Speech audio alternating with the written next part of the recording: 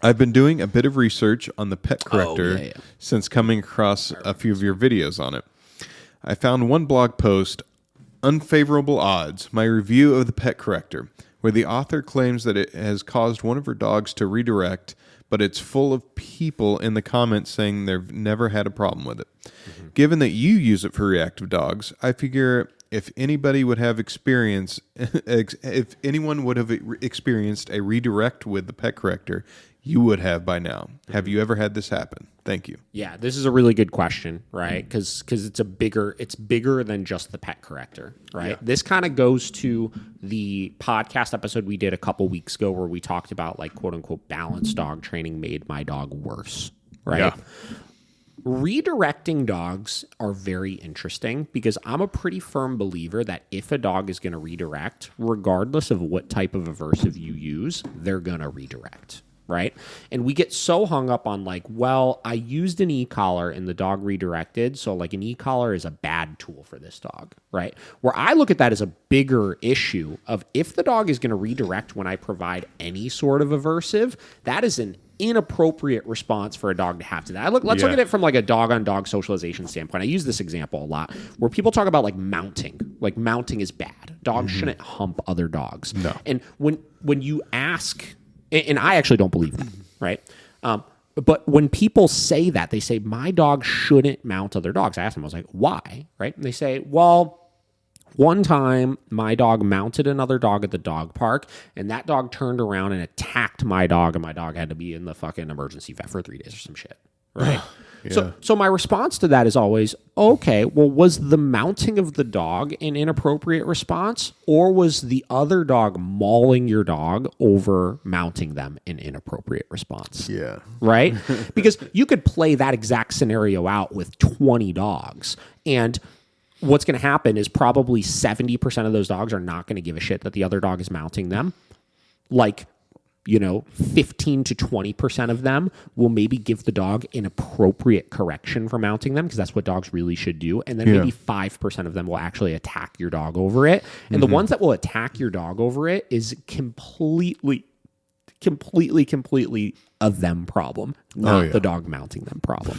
Yeah. It's no different than like, some people will say, well, dogs shouldn't have face-to-face meet. And I'm going to tie this back, obviously, to the use of aversives, but dogs shouldn't have face-to-face interactions. They shouldn't ever sniff each other face-to-face because, one time a dog sniffed this other dog face-to-face and that dog attacked it over it. It's like, okay, well, was that a sniffing face-to-face problem? Or was that the dog attacked your dog for literally sniffing them problem? Yeah. You know what I mean? And we make all these adjustments to like what our dog should or shouldn't do because of their inappropriate responses to it, right? So getting back to use of aversives, right? Let's say I correct the dog with an e-collar. The dog turns around and fucking nails me in the arm over it, right? Yeah.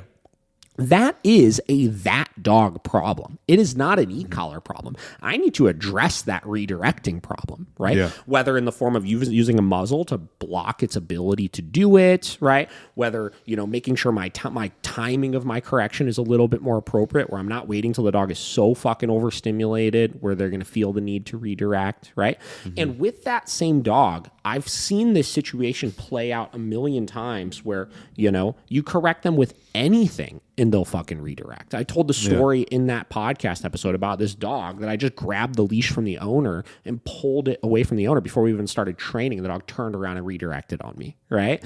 So it's like, okay, well, is that a matter of like, oh, well, the flat collar really caused this dog to redirect, right? Is it that problem or is it this dog has an issue with being told what to do? Yeah. Right? Now, let's go to the pet corrector here, right? Getting to like trying to see both sides of the spectrum here. Obviously, when dogs are really, really overstimulated, there is always a possibility of them taking that frustration and turning it on whatever's near them, right? Yeah. Redirected aggression is a real thing, right? Yeah. When you're using something like a pet corrector, obviously it's going to be a little bit more intimate of a correction where you're getting closer to the dog with it. You're spraying that burst of air, whatever. Right? So it is something you need to be mindful of if you have a dog that is prone to redirecting in general, right? Which many dogs are, that maybe when I go to implement this aversive, I need to make sure I have some sort of safety protocol in place to ensure that if the dog redirects, that I can address that problem. But just because the dog redirected when I used the pet corrector does not mean that that tool is automatically a bad tool to use with them. Yeah.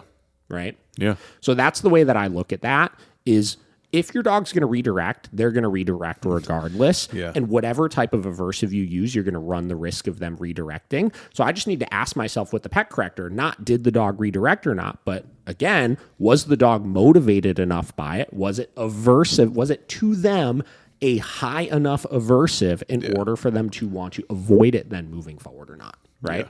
Yeah. Mm-hmm. So that's the way I look at that. Yeah. Now, also, keep in mind the pet corrector, right?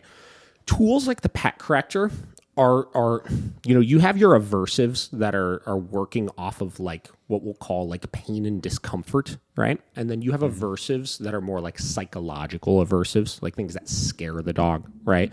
Yeah. The aversive, like a pet corrector, will fall into the category of being more startling to the dog and kind of scaring them more than anything.